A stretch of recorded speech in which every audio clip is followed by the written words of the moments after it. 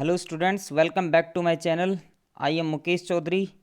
और बच्चों, हम लोग जिस चैप्टर को पढ़ रहे थे उसका नाम है द टाइगर किंग। अब तक की जितनी भी कहानी हमने पढ़ी है उसमें हमने जाना है कि एक बच्चा पैदा होता है, और जब वो बच्चा पैदा होता है तो एक प्रिडिक्शन की जाती है कि वो बच्चा एक दिन मर जाएगा। लेकिन जब वो बच्चा 10 दिन का होता है उस समय ये प्रिडिक्शन हो रही होती है। एक शाही बच्चा है, रॉयल फैमिली में पैदा होता है, लेकिन वो बच्चा उस दिन 10 डेज का होता है सिर्फ, जिस दिन ये प्रिडिक्शन चल रही होती है। तो बच्चा खुद बोलता है, और ये बड़ा अनएक्सपेक्टेड है कि एक 10 दिन का बच्चा कुछ बोले। तो वो बच्चा जो है, जो प्रिडिक्शन कर रहे होते हैं एस्ट्रोलॉजर्स, उनसे बोलता है कि आप जो है ये बता रहे हो कि एक दिन मेरी मौत हो जाएगी। ये तो सबको पता है कि who so ever is born one day he has to die, but आप मुझे ये बताइए कि वो तरीका क्या होगा। तो आगे एस्ट्रोलॉजर क्या बताते हैं, किस तरीके से उस बच्चे की मौत होगी, ये सब हम आज के वीडियो में जानेंगे। The chief astrologer placed his finger on his nose in wonder. तो जब वो बच्चा बोल रहा होता है, उसकी बातें सुन करके जो चीफ एस्ट्रोलॉजर होता है वो क्या करता है, वो वंडर हो जाता है, मीन्स ही गॉट शॉक्ड, वो हैरान होता है, और वो अपनी फिंगर है अपने नोज पे रखता है। A baby barely 10 days old opens its lips in speech. Not only that, it also raises intelligent questions. Incredible. एक बच्चा जो मुश्किल से 10 दिन का है वो बोल रहा है, और ना सिर्फ बोल रहा है बल्कि इंटेलिजेंट क्वेश्चंस रेज कर रहा है। इनक्रेडिबल, अविश्वसनीय। Rather like the bulletins issued by the war office then facts. और ये बात बिल्कुल उसी तरीके से है जिस तरीके से उस समय क्या होता था कि एक वॉर ऑफिस होता था जहाँ पर बुलेटिन्स आते थे, न्यूज़ आते थे। वो न्यूज़ किस बारे में होते थे, युद्ध के बारे में होते थे, और इस युद्ध में जो सैनिक मरते थे, सोल्जर्स मरते थे, उनको बढ़ा चढ़ा करके उनको बताया जाता था।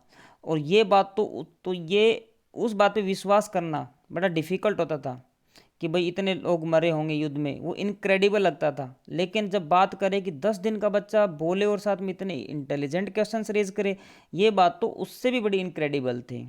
The chief astrologer took his finger of his nose. अब चीफ एस्ट्रोलॉजर क्या करता है, अपनी जो फिंगर है अपने नोज से हटाता है, and fixed his eyes upon the little Prince.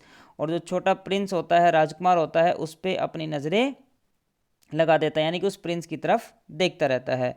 The prince was born in the hour of the bull. और आगे वो फिर बताना शुरू करता है, ठीक है, कि ये जो प्रिंस है, ये जो बच्चा है, ये आर ऑफ द बुल में पैदा हुआ है। आर ऑफ द बुल का मतलब होता है जब बच्चा पैदा होता है तो लोग बताते हैं कि इस राशि में पैदा हुआ है, उस राशि में पैदा हुआ है। तो ये ऋषभ राशि होती है, ठीक है ना, जिसका साइन क्या होता है, बुल होता है। जैसे लियो है, उसका साइन क्या है, लाइन है। तो the prince was born in the hour of the bull. ये बच्चा जो है ऋषभ राशि में पैदा हुआ है। The bull and the tiger are enemies. और जो बुल हैं और टाइगर हैं वो दोनों एक दूसरे के क्या हैं, एनिमीज हैं, दुश्मन है।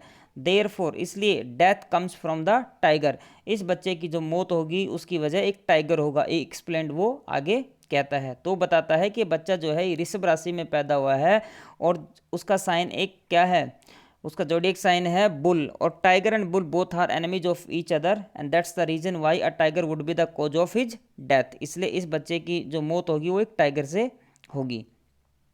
You may think that crown prince Jung Jung Bahadur was thrown in to quack. Thrown in to quack का मतलब होता है जैसे कांपने लग जाना, या आप कहते हैं गेट फ्राइटन्ड, डर जाना। तो आप सोच सकते हैं, या आप सोच रहे होंगे कि ये बात सुन करके, when he heard the word tiger, जब उसने टाइगर सुना होगा तो वो 10 दिन का जो बच्चा है वो बड़ा ही क्या हो गया होगा, फ्राइटन्ड हो गया, डर गया होगा। मीन्स आप राइटर यहाँ पर कह रहा है कि आप ये सोच सकते हैं कि जब उस बच्चे ने टाइगर सुना होगा कि भाई उसकी मौत टाइगर से आएगी, तो वो बच्चा थ्रोन इनटू क्वैक हो गया होगा, मीन्स वो डर गया होगा, फ्राइटन्ड हो गया होगा। That was exactly what did not happen. लेकिन ऐसा कुछ भी नहीं हुआ, मीन्स वो डरा नहीं। He was not frightened at all. As soon as he heard it pronounced the crown. As soon as he heard, जैसे ही उसने सुना, इट प्रोनाउंस, उसने कहा, the crown prince gave a deep growl। तो as soon as he heard it pronounced, the crown prince gave a deep growl। जैसे उसने ये बात सुनी तो जो प्रिंस था उसने क्या किया, डीप ग्राउल किया, मीन्स गुर्राहट की। ग्राउल का मतलब होता है गर्जना, गुर्राना, ठीक है, गर्राहट पैदा करना। तो वो गुर्राने लगा। टेरिफाइंग गुर्राता कब है इंसान, जैसे गुस्से में होता है तब। तो terrifying words emerge from his lips, और उसके मुंह से जो जो वर्ड्स निकले वो कैसे थे, टेरिफाइंग थे, डरावने थे, फियरफुल थे।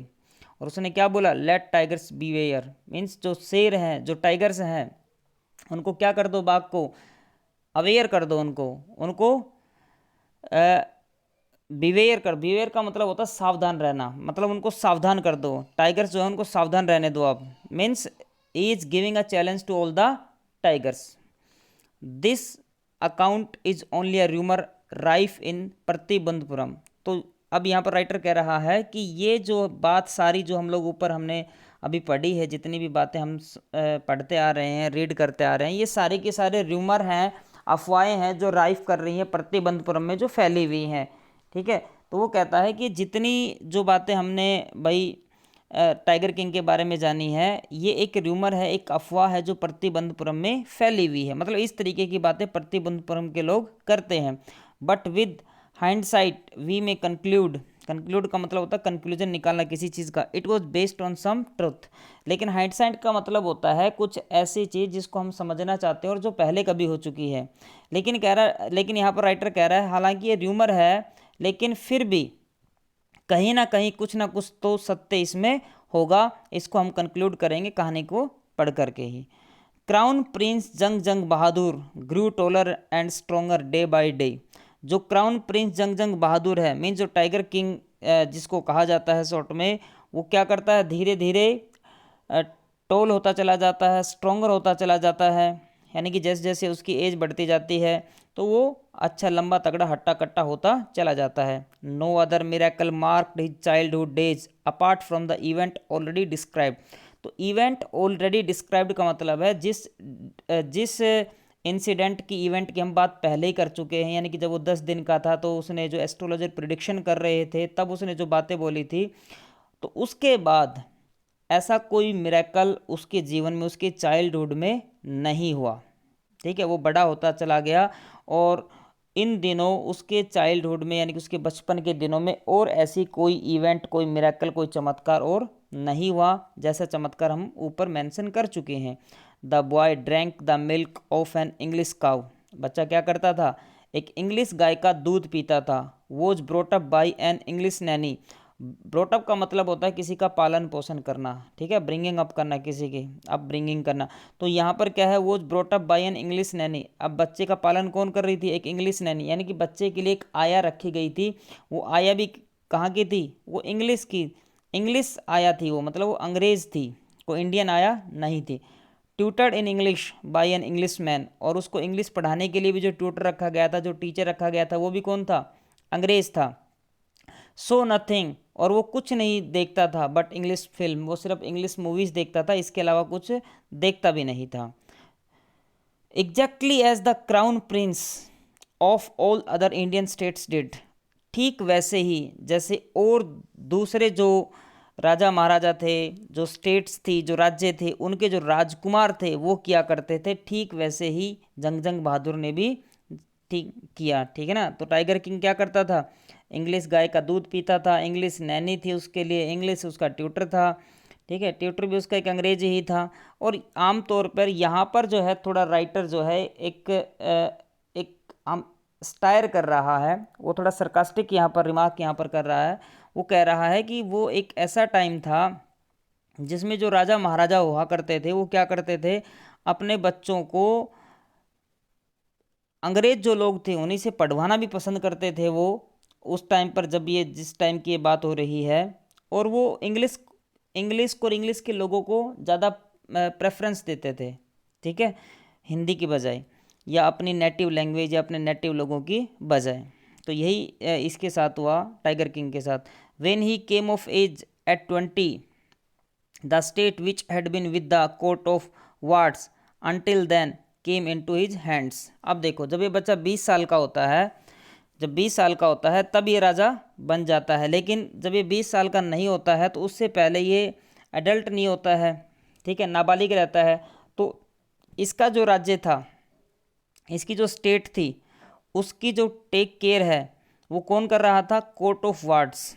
तो कोर्ट ऑफ वार्ड्स जो है एक लीगल बॉडी थी जो इसके राज्य की देखभाल करती थी, क्योंकि ये बच्चा था, इसे राजा नहीं बनाया जा सकता था। इसलिए जब तक ये 20 साल का नहीं होता है तो कोर्ट ऑफ वार्ड्स जो बॉडी थी लीगल, वो उस राज्य की देखभाल करती थी। इट मीन्स हमें यहाँ से ये पता चलता है कि जो इसके फादर हैं वो शायद उनकी डेथ जो थी जल्दी हो गई थी, और यही वजह था कि जब तक ये 20 साल का नहीं हुआ था इसे राजा नहीं बनाया गया था। लेकिन जैसे 20 साल का हुआ तो इसको राजा बन गया, मीन्स राज्यपाट जो भी था राजपाट इसके हाथों में आ गया।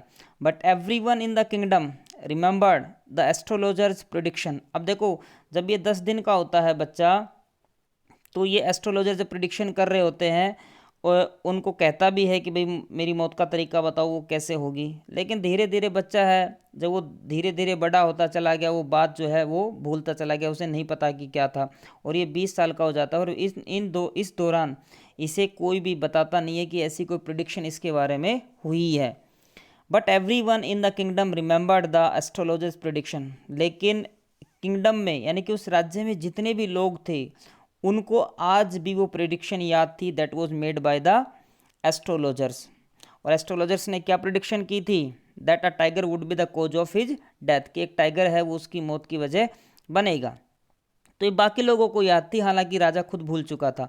Many continue to discuss the matter, और बहुत सारे जो लोग थे इस बात को लगातार डिस्कशन इसका करते रहते थे, ऐसी बातें करते रहते थे कि टाइगर किंग जो है राजा हमारा है, इसकी मौत की वजह एक टाइगर होगा। Slowly it came to the Maharaja's ears, और धीरे धीरे धीरे ये बात कहाँ तक आ गई है? राजा के कानों तक भी आ गई, क्योंकि बातें छुपती नहीं है, और वो बात राजा के कानों तक आ गई। There were innumerable forest in the Pratibandhapuram state. अब जो प्रतिबंधपुरम स्टेट है, जो राज्य है, इस प्रिंस का जो या हम कह सकते हैं इस राजा का जो राज्य था प्रतिबंधपुरम, उसमें बहुत सारे जंगल थे, इनन्यूमेरेबल, अनकाउंटेबल, ठीक है ना, असंख्य जंगल थे।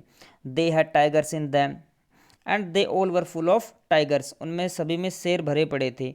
The Maharaja new the old saying, और जब महाराजा को ये बात पता चली कि भाई एक टाइगर जो उसकी मौत की वजह होगा, यानी कि उसकी मौत एक टाइगर से आएगी, ये बात राजा तक पहुंच गई। तो और उसके जो प्रतिबंधपुरम स्टेट थी उसमें टाइगर्स भी, जंगल बहुत थे, जंगलों में शेर बहुत ज़्यादा, यानी सॉरी टाइगर्स बहुत ज़्यादा थे। The Maharaja new the old saying, तो महाराजा जो था उसको एक पुरानी बात याद, एक पुरानी सेइंग जो कहावत है वो याद आती है, you may kill even a cow in self defence. तो उसको क्या याद आता है? एक सेइंग है कि यदि आप सेल्फ डिफेंस में, आप यदि सेल्फ डिफेंस में गाय को भी मार देते हैं तो वो भी गलत नहीं माना जाता। There could certainly be no objection to killing tigers in self defence. तो फिर राजा सोचता है कि यदि मैं अपने सेल्फ डिफेंस में, क्योंकि जैसे कि राजा को बताया जाता है कि उसकी मौत की वजह एक टाइगर होता है, टाइगर होगा, तो वो कहता है कि यदि सेल्फ डिफेंस में एक गाय को मारा जा सकता है, तो सेल्फ डिफेंस में यदि मैं एक टाइगर को मार दूंगा तो कोई भी ऑब्जेक्शन नहीं होगा, वो सही माना जाएगा।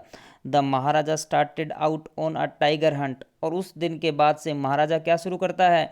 टाइगर हंटिंग शुरू कर देता है, ठीक है ना।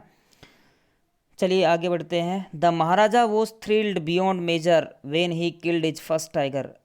थ्रिल्ड बियॉन्ड मेजर का मतलब होता है एक्सट्रीमली हैप्पी। तो राजा जो है वो बहुत ज़्यादा खुश होता है।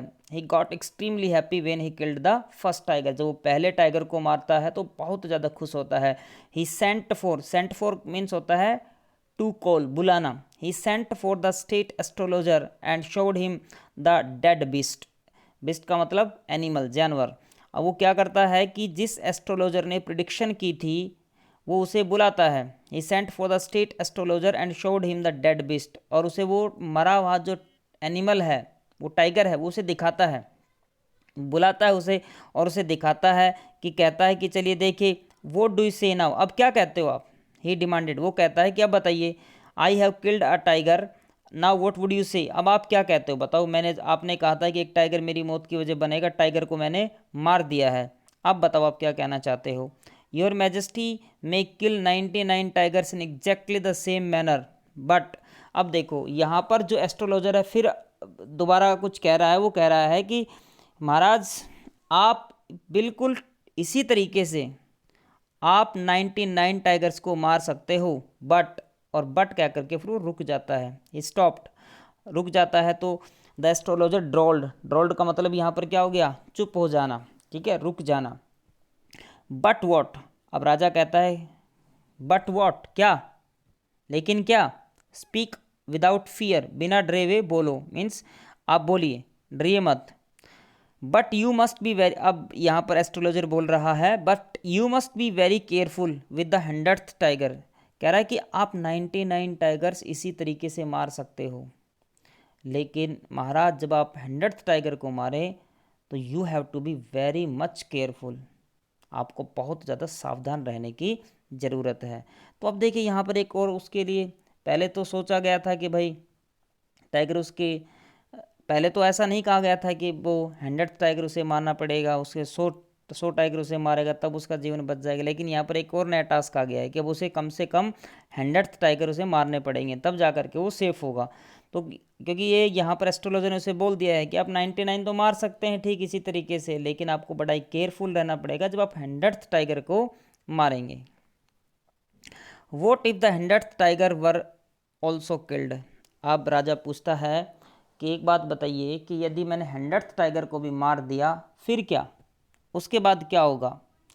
Then I will tear up my old books on astrology, set fire to them and, अब वो कहता है कि यदि ऐसा हो गया आपने 100 टाइगर्स मार दिए तो मैं अपनी जो बुक्स हैं एस्ट्रोलॉजी की, ठीक है, वो मैं फाड़ दूंगा, उनको आग लगा दूंगा, और क्या, ठीक है ना, वो कहता है ना एंड, और यहाँ रुक जाता है एंड, ये दूसरे वाला जो एंड आई ये राजा ने बोला एंड, और क्या, आई शैल कट ऑफ माई टफ, तो कह रहा है कि मैं अपनी जो कलगी है वो काट लूँगा, क्रॉप माई हेयर शॉर्ट, अपने जो बाल हैं उनको छोटे छोटे मैं क्रॉप कर लूँगा, मुड़वा लूँगा, and become an insurance agent, और उसके बाद मैं अपने इंश्योरेंस एजेंट बन जाऊँगा।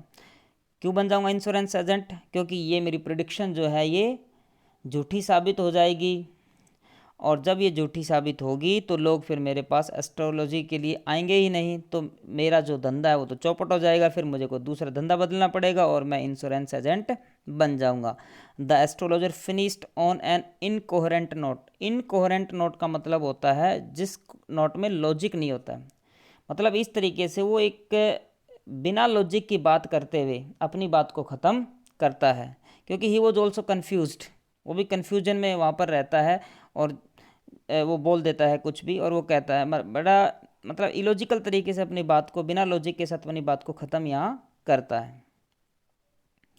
From that day onwards it was celebration time for all the tigers inhabitant Pratibandapuram, और उस दिन से लेकर के एक टाइगर्स जितने भी थे उनके लिए एक सेलिब्रेशन टाइम शुरू हो जाता है, क्योंकि प्रतिबंधपुरम में टाइगर जो हंटिंग थी, from that day onwards it was celebration time for all the tigers inhabitant Pratibandapuram, sorry, तो यहाँ पर जितने भी टाइगर्स हैं उनके लिए उस दिन से प्रतिबंधपुरम में सेलिब्रेशन टाइम शुरू हो जाता है। कैसे होता है, the state banned tiger hunting by anyone except the Maharaja, क्योंकि जो स्टेट है, जो राज्य है, वो बैन कर देता है टाइगर हंटिंग जो है उसको बैन कर देता है, उस पर रोक लगा देता है कि कोई भी महाराज के अलावा कोई दूसरा टाइगर हंटिंग नहीं कर पाएगा। A proclamation was issued, a proclamation का मतलब होता है किसी चीज़ को डिक्लेयर कर, मतलब घोषणा कर देना। A proclamation was issued to the effect that if anyone dared to fling so much as a stone at a tiger, all his wealth and property would be confiscated।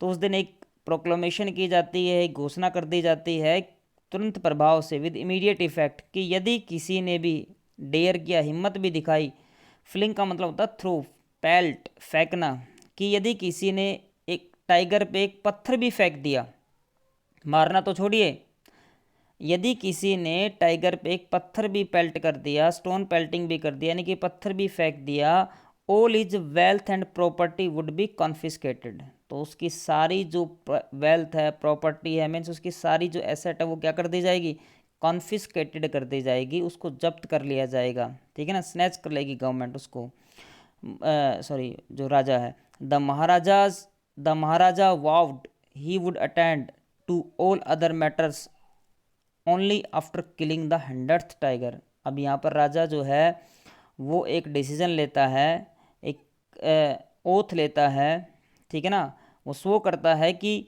मैं अपने राज्य के बाकी जो दूसरे मैटर्स हैं उनको मैं बाद में देखूंगा, पहले मैं 100 टाइगर्स को मारूंगा।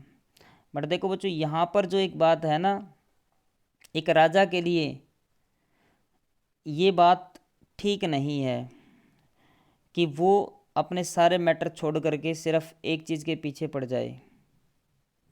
ठीक है, ये गलत है। चलिए हम इस बात को आगे एक बार फिर डिस्कस करेंगे। The maharaja vowed he would attend to all other matters only after killing the 100th tiger. Initially the king seemed well set to realise his ambition. तो राजा तो कहता था कि भाई मैं बाकी सारे काम बाद में देखूंगा, पहले 100 टाइगर मारूंगा। और इनिशियली आरंभिक तौर टाइम पे क्या होता है, स्टार्टिंग में the king seemed well set, जो राजा है बिल्कुल सेट दिखाई देता है और ऐसा लग रहा होता है कि वो अपनी एम्बिशन जो है उसको पूरा कर पाएगा। रियलाइज इज एम्बिशन का मतलब है fulfil his aim. Note that he faced no dangers, there were times when the bullet missed its mark. ऐसा नहीं है कि राजा जो है उसको कोई डेंजर फेस नहीं हुआ। There were times when the bullet missed its mark, कभी काफ़ी बार या कभी कभार ऐसा भी हुआ कि जो बुलेट थी उसने जब किसी टाइगर पे चलाई तो वो मिस कर गई अपना निशाना। The tiger leaped upon, leap का मतलब होता है झपट पड़ना, जंप लगा देना। The tiger leaped upon him and he fought the beast with his bare hands. अब कभी कभार उसने जब गन चलाई, ठीक है ना, बुलेट चलाई तो वो निशाना जो था गोली का वो मिस कर गया, टाइगर पर वो नहीं लगी, अपने टारगेट पे नहीं लगी जा करके। तो टाइगर लीप कर जाता था राजा के ऊपर और उसके बाद राजा जो उस बिस्ट के साथ, एनिमल के साथ बेयर हैंड फाइट करता था, यानी कि नंगे हाथ बिना किसी टूल वेपन के वो उसके साथ फाइट करता था। Each time it was the Maharaja who won, और एवरी टाइम यानी कि हर बार कौन जीता, महाराजा जीता, ना कि कोई tiger. At another time he was in danger of losing his throne, और एक बार तो ऐसा हुआ कि उसको अपना राज्य, अपना जो थ्रोन है, सिंहासन है, वो भी उसको लूज करना पड़ सकता था। ऐसा लग रहा था कि he was about to lose his throne. A high ranking British officer visited Pratibandapuram. India जो है उस समय ब्रिटिश के अधीन था, तो उसमें क्या था कि एक हाई रैंकिंग ब्रिटिश ऑफिसर, जो एक उच्च अधिकारी था ब्रिटिश आर्मी का या ब्रिटिश सिस्टम का, तो ब्रिटिश ऑफिसर जो वो क्या करता है, प्रतिबंधपुरम में विजिट करता है एक दिन। He was very fond of hunting tigers, उसको भी बड़ा शौक रहता है, ठीक है ना। He used to like hunting the tigers, उसे टाइगर्स को हंट करना बड़ा वो फॉन्ड ऑफ होता है उस चीज़ का, उसको शौक रहता है, वो पसंद है उसे। And fonder of being photographed with the tigers he had shot, और उसे टाइगर तो हंट करना है ही है पसंद, लेकिन साथ में उसे उस टाइगर के साथ फोटो लेना भी पसंद है जिसको उसने मारा है। As usual he wish to hunt tigers in Pratibandapuram, as usual he wish to hunt tigers in Pratibandapuram, तो वो भी क्या करना चाहता है, प्रतिबंधपुरम में टाइगर हंट करना चाहता है, क्योंकि वहाँ पर बहुत सारे टाइगर्स थे। But the maharaja was firm in is resolve, लेकिन जो महाराजा था वो अपने फैसले में, अपने डिसीजन में कैसा था, फर्म था, अडिग था। ही वॉज डिटरमाइंड, क्योंकि उसने तो पहले ही डिक्लेरेशन कर दी थी कि मेरे अलावा कोई इसमें, इस प्रतिबंधपुरम में कोई भी टाइगर को नहीं मारेगा। तो जो but the maharaja was firm in is resolve, he refused permission, तो उसने क्या किया, उसने परमिशन देने से मना कर दिया। He did not allow the British officer to kill the tiger in Pratibandapuram. I can organise any other hunt, तो वो कहता है कि मैं तुम्हारे लिए जो है ना कुछ, आप टाइगर को छोड़िए, टाइगर के अलावा कुछ और ऑर्गेनाइज कर देता हूँ, किसी किसी दूसरे एनिमल को आप हंट कर लीजिए। You may go on a bore Hunt, आप, बोर एक एनिमल का ही नाम है, आप जो है बोर हंट कर सकते हैं, बोर को मार सकते हैं। You may conduct a mouse, आप एक माउस को मार सकते हैं। You can ready for a mosquito Hunt, आप किसी मॉस्किटो का भी हंट कर सकते हैं। वो कह रहा है कि एक आप टाइगर का हंट नहीं करेंगे, टाइगर के अलावा आप कुछ भी हंट कर लीजिए, चाहे बोर हंट कर लीजिए, चाहे माउस हंट कर लीजिए, चाहे मॉस्किटो हंट कर लीजिए, बट टाइगर हंट, लेकिन टाइगर हंट दैट्स इम्पॉसिबल, ना ना ना, दैट्स नेक्स्ट टू इम्पॉसिबल, ये बड़ा, ये नहीं हो सकता, ठीक है ना। क्योंकि उसने, because the king had already taken the decision that he would kill all the tigers in Pratibandapuram, because he wanted to complete his or fulfil his ambitions of killing 100 tigers. The British officer secretary sent word to the Maharaja through the Diwan that the Durai himself did not have to kill the tigers. अब देखो वो उसको मना तो कर देता है, allow तो नहीं करता, लेकिन it was too difficult to refuse the British officers, कि उस समय ब्रिटिश ऑफिसर्स को मना करना भी इतना आसान ईजी काम नहीं था, but the king did so, लेकिन राजा ने ऐसा किया। फिर उसके बाद क्या होता है कि द ब्रिटिश ऑफिसर सेक्रेटरी, जो ब्रिटिश ऑफिसर रहता है उसका जो सेक्रेटरी सचिव रहता है, सेंट वर्ड टू द महाराजा, वो महाराज तक एक बात पहुंचाता है थ्रू द दीवान, जो महाराज का दीवान रहता है उसके जरिए एक बात पहुंचाता है, that the durai himself did not have to kill the tiger. दुरई एक तमिल वर्ड है, ठीक है ना, that was used for the British officers. जो ब्रिटिश ऑफिसर्स थे उनके लिए ये दुरई वर्ड यूज़ किया जाता था उस टाइम पे। That the durai himself did not have to kill the tiger, तो वो ये जो बात है सेक्रेटरी जो है दीवान के जरिए राजा तक की बात पहुंचाता है कि जो दुरई हैं, जो ऑफिसर हैं, वो खुद टाइगर को नहीं मारना, उनको खुद टाइगर को नहीं मारना, मीन्स वो नहीं मारना चाहते। The Maharaja could do the actual killing, tiger तो महाराज ही मार सकते हैं, महाराजा खुद टाइगर को मार देंगे।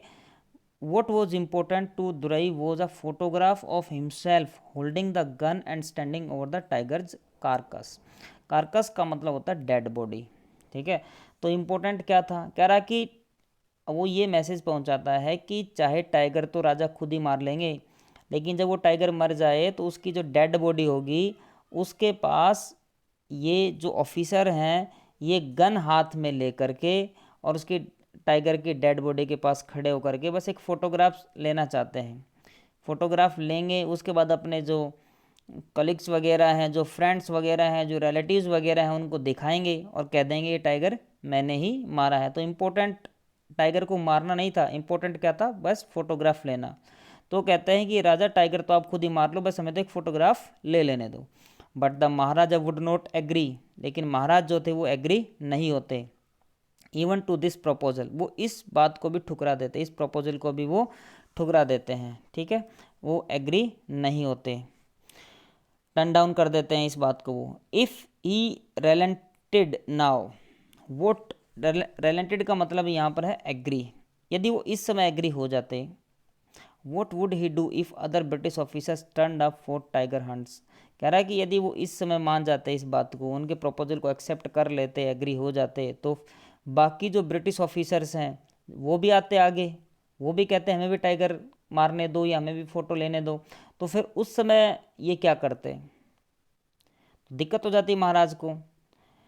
Because he prevented a British officer from fulfilling his desire, because he prevented, क्योंकि उन्होंने रोका, प्रिवेंट किया, अब ब्रिटिश ऑफिसर, एक ब्रिटिश ऑफिसर को फ्रॉम फुलफिलिंग हिज डिज़ायर, उसकी इच्छा पूरी करने से, the Maharaja stood in danger of losing his kingdom itself, तो महाराजा जो था उस पर खतरा मंडराने लग गया, किसका, कि उसका राज्य भी जा सकता था, उसका किंगडम भी जा सकता था, क्योंकि अंग्रेज कुछ भी कर सकते थे, ठीक है। इतिहास को पढ़ते तो हमें काफ़ी कुछ इन चीज़ों के बारे में पता चलता है।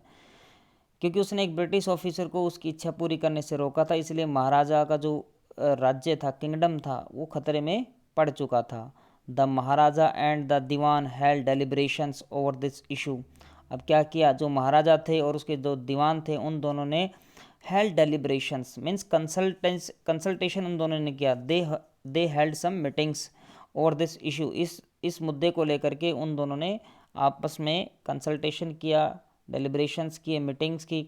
एज अ रिजल्ट, और उन मीटिंग्स का, डेलिब्रेशंस का रिजल्ट क्या निकल कर के आता है, a telegram was dispatched forthwith to a famous British company, तो एक जो ब्रिटिश कंपनी थी, देखो अब उन्होंने क्या डिसाइड किया, उन्होंने एक टेलीग्राम कर दिया, एक ब्रिटिश कंपनी थी ज्वेलर्स की इन कैलकाटा, उसको उन्होंने एक टेलीग्राम क्या किया, डिस्पैच किया, भेजा, तुरंत विद इमीडिएट इफेक्ट, ठीक है ना, फोर्थविथ, तुरंत उन्होंने, और उस टेलीग्राम में उन्होंने क्या लिखा, उस कंपनी को, send samples of expensive diamond rings of different designs, तो उन्होंने कहा कि send samples of expensive diamond rings, जो हमें सैंपल्स भेज दो जो महंगे महंगे डायमंड की रिंग्स हैं, ठीक है। और डिफरेंट डिज़ाइंस के, हमें कुछ ऐसे सैंपल्स भेज दो डिफरेंट डिज़ाइंस के, जो आपके पास एक्सपेंसिव डायमंड रिंग्स हैं, महंगी महंगी जो डायमंड रिंग्स हैं उनके सैंपल्स हमारे पास भेज दीजिए, और वो डिफरेंट डिज़ाइन के होने चाहिए।